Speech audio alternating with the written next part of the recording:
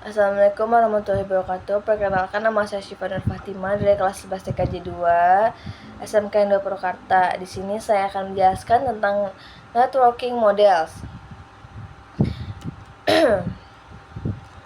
Di sini saya akan menjelaskan 8 materi. Yang pertama itu adalah konsep networking model, yang kedua TCP/IP models, yang ketiga TCP/IP models application layer, yang keempat TCP/IP models transport layer, yang kelima TCP/IP models network layer, yang keenam TCP/IP model data link layer dan physical layer, yang ketujuh encapsulation dan decapsulation, dan yang terakhir adalah OSI models. Langsung saja kita masuk ke materi pertama, yaitu konsep. Jadi yang pertama adalah jaringan komputer mengacu pada perangkat komputasi yang saling terhubung serta dapat bertukar data dan berbagi sumber daya satu sama lain. Yang kedua, untuk terjalinnya proses bertukar data tersebut diperlukannya aturan yang mendefinisikan bagaimana kumpulan komputer agar bisa saling komunikasi. Yang ketiga, aturan tersebutlah yang disebut dengan networking model. Jadi bagaimana setiap vendor dapat saling berkomunikasi dengan open standar networking models yang tersedia. Nah, yang terakhir adalah untuk saat ini open standard networking model yang tersedia terkenal ada dua, yaitu TCP/IP model dan OSI model. Nah, selanjutnya adalah TCP/IP model. TCP/IP model merupakan jenis networking model yang saat ini common digunakan. Jadi, TCP/IP model itu mendefinisikan suatu protokol agar komputer atau utamanya yang berbeda network itu bisa saling komunikasi. Nah, untuk membantu dalam memahami setiap networking model itu pecah menjadi dua bagian kecil yang disebut dengan layer. Secara dokumentasi, TCP/IP model terdiri dari 4 layer. Namun, penerapan dalam real network, TCP/IP model lebih mudah dibagi menjadi 5 layer. Selanjutnya adalah application layer. Application layer berfungsi sebagai antarmuka dengan aplikasi, mengatur bagaimana aplikasi dapat mengakses jaringan, dan kemudian membuat pesan-pesan berskala di antaranya. Contohnya yaitu service dari application layer itu seperti FTTP, POP3, SMTP, IMAP, SSH, dan sebagainya. HTTP itu digunakan ketika kita mengakses suatu web server. Nah, kita lanjut lagi tentang pembahasan transport layer. Transport layer berfungsi sebagai media untuk menyajikan dan memberikan service ke application layer.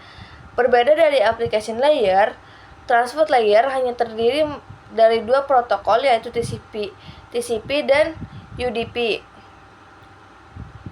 Berikut perbedaan TCP dan UDP. Yang pertama, perbedaan jelas dari keduanya adalah dalam penggunaan koneksi.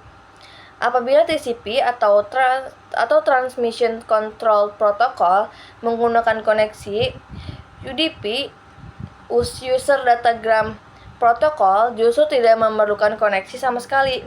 Yang kedua, perbedaan selanjutnya ada pada fungsinya. TCP berfungsi saat sebuah pesan yang dikirim dari suatu komputer ke komputer lainnya sedang melintasi internet, sedangkan UDP tidak hanya sebagai protokol pengangkut pesan. UDP dapat pula meneruskan paket yang dikirimkan ke pihak lain sehingga tidak hanya berhenti di satu tempat. Selanjutnya, perbedaannya ada pada jenis aplikasi yang menerapkan protokol. TCP biasa diterapkan pada aplikasi yang menggunakan reliabilitas tinggi dan waktu transfer datanya yang tidak terlalu cepat. Aplikasi Aplikasi-aplikasi yang memerlukan transfer data sangat cepat seperti Gym, streaming, dan VoIP. Sifat UDP yang nirsasi hanya mampu menjawab pertanyaan ringan dari klien. Yang keempat, TCP sering digunakan untuk penjelajahan web seperti HTTP, HTTPS, Telnet, SMTP, dan FTP, sedangkan UDP ramah dengan DNS, RIP, DHCP, layanan VoIP, TFTP, serta SNMP. Yang kelima, pada proses pengiriman data, TCP mengatur ulang semua paket dan menomorinya sesuai urutan. TCP juga mengecek seluruh paket yang dikirim apakah ada kerusakan atau tidak. UDP tidak mengatur ulang paket jika ada kerusakan atau permintaan eksternal. UDP akan meneruskan permintaan tersebut ke lapisan lain untuk dikelola.